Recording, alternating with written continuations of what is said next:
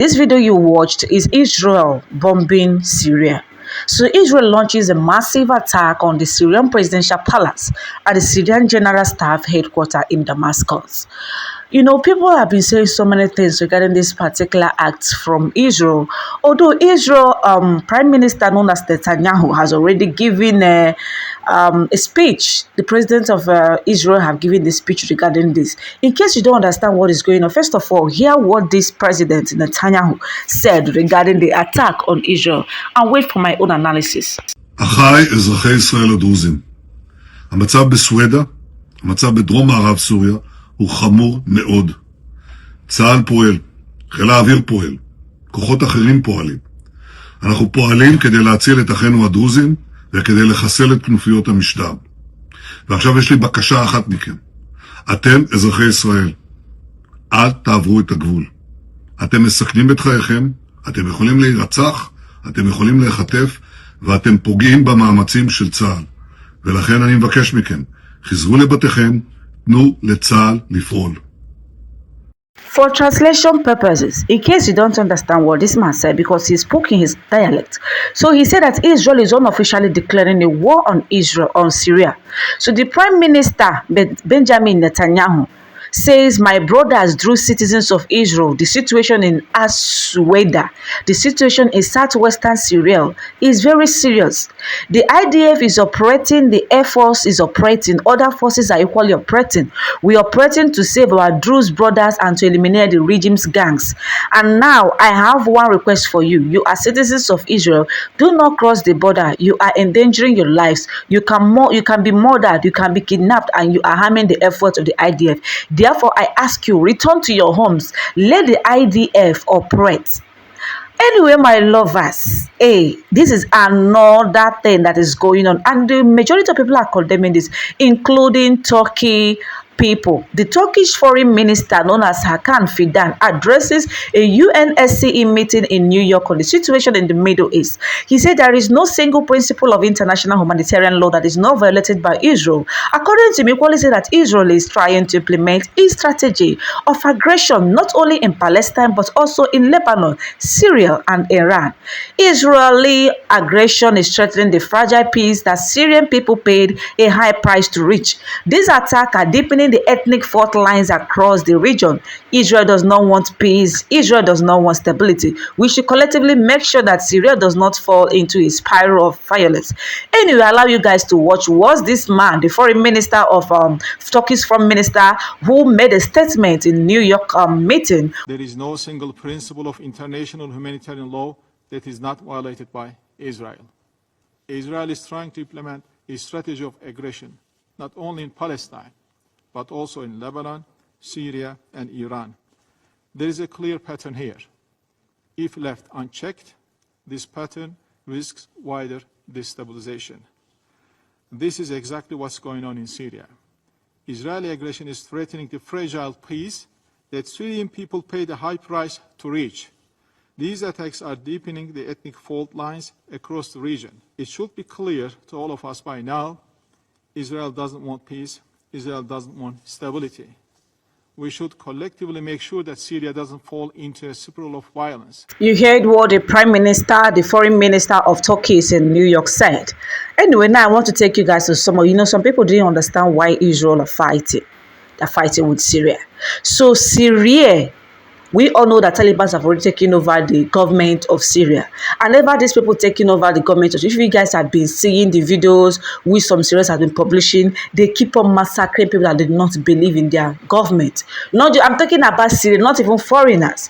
I'm talking about Syrian national, the citizens of Syria. These people are killing them. They don't care whether you're a Christian, they don't care whoever you are, or they care as far as you are not their member, they are Taliban. They are killing people.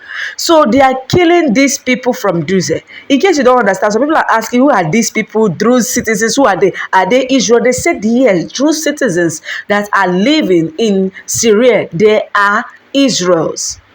So the question is, like, Israel has scattered almost all over the world.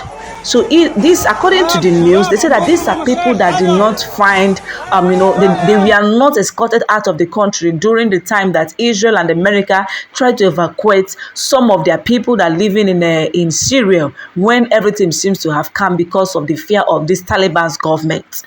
Anyway, my people, emotional sense has been going on the northern Israel border as hundreds of armed Druze civilians from Israel attempted to cross into Syria following a brutal and ongoing massacre of Syrian Druze by al-Jolani's Islamist forces. In response, the IDF launched airstrikes targeting Syrian Islamist forces in Suwadia and struck the Syrian regime's General Staff headquarters in Damascus. Remember, before Israel take this particular attack, there was an urgent meeting which had been taking place in the morning between Prime Minister Netanyahu, Defense Minister Israel Katz, and IDF Chief Eilat Samir amid the several escalation in Syria.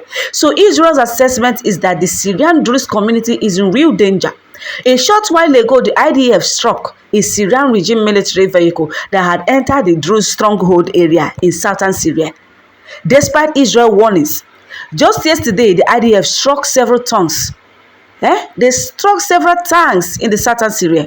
At the same time that Israel is discussing normalization with Jolani's regime, it is striking Jolani's forces as they are attacking the Syrian Druze. Do you see now? Israel is not that they are the one that first attack. They are protecting their people.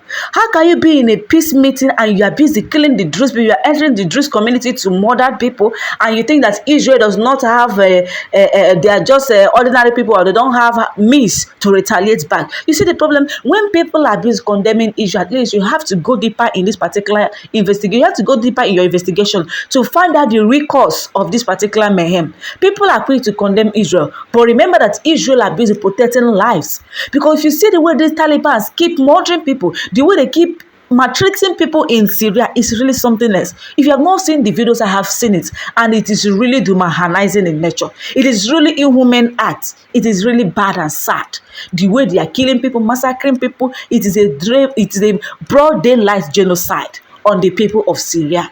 Because you are in power, because of taking over power, does not guarantee you or give you the impetus to go around about in the country and start killing people because you think you have arrived, or because you think you have power and you have gone, you can take life that you cannot even give someone. Why is it so? So I think I love what Israel Prime Minister and the Israel IDF, what they are doing. I think I'm in love with it. Although we are calling for normalcy, we are calling for peace all over the whole wide world. But some people should bear it in mind that you don't have any right to unalive any human being here on earth. Some people should bear it in mind that as a human being, being in possession of nuclear weapons, being in possession of all these ammunitions, does not give you the impetus or the right to think that you have arrived to unalive your fellow human being. Why can you people take away the life of people when you know that you cannot give them lives? You see, your own life is sweeter to you. The same way their own life is also sweet to them. So why the constant bullying? Why the constant genocide? Why the constant killing all over the whole wide world? Can we think like human beings and stop acting devilishly? Can we be like human beings and stop acting as if we are God? If we claim to be God, why didn't we create the whole wide world? If we claim to be God, why didn't we raise the dead from all the dead back to life? Can we do that? If you claim you have power, there are so many things you all that claim that you have power cannot do. So why the killing? Why the genocidal killing? This is a question. You see? So Israeli Defense Minister Israeli Katz issued a strong warning to the Syrian regime, demanding troop withdrawal from Druze areas and vowing Israel would not abandon the Syrian Druze. You see what is going on? So Israel, this is what prompted Israel to launch a massive attack on the Syrian Presidential Palace and the Syrian General Staff in Damascus. And this is called Syria blood-bath regis, as the death toll in ongoing violence has increased. In case you don't know, at least almost 203 people have been killed in southern Syria's Swida province, giving an updated toll after several days of clashes that triggered the deployment of government forces. Israel bombed Syrian government forces rolling into a Druze majority city in southern Syria following days of ethnic fighting. Meanwhile, US has asked Israel to stop the strikes in Syria. What do you have to say about this? Feel free to drop a opinion in the comment section. You might have heard Israel has attacked Syria, saying that it wants to protect the Druze minority community. So who are the Druze and what do they mean for Israel? First, the Druze are Arabs. There are about 1 million of them, mostly in Syria, Lebanon, and Israel. As for religion, they practice an Abrahamic faith derived from Shia Islam's Ismailism. But they don't identify as Muslims, rather they have very distinct beliefs. Their community is quite close to outsiders too. Now, why Israel? There are around 150,000 Druze in Israel and in the Israeli-occupied Golan Heights. In Syria, the community is concentrated in the south, close to that frontier. And the fall of the Assad regime brought uncertainty for many people. In the immediate aftermath, a lot of them fled to Israel. Why? Former rebels from HTS, which took over Syria, were accused of killing minorities, including the Druze, during the civil war.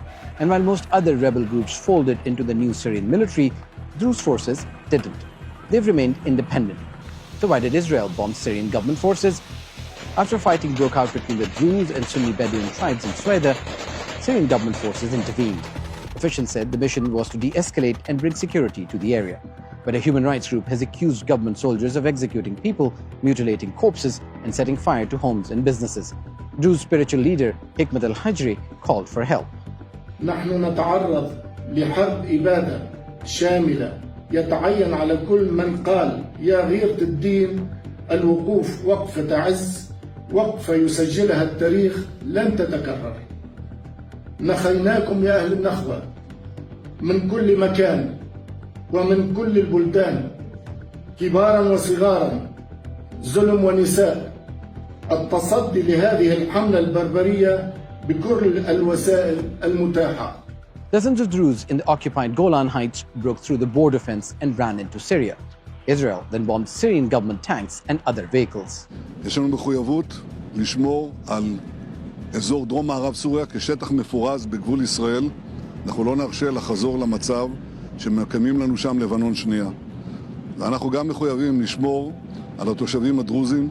It is worth noting that the demilitarized zone Netanyahu talks about is being imposed by Israel on another sovereign nation. Syria's Druze say they're afraid for their lives, but Israel's intervention isn't just seen as a way to help. Israel has been capturing more of Syrian territory, establishing outposts and bases, and by its own admission, imposing more of its control and itself on Syrian soil.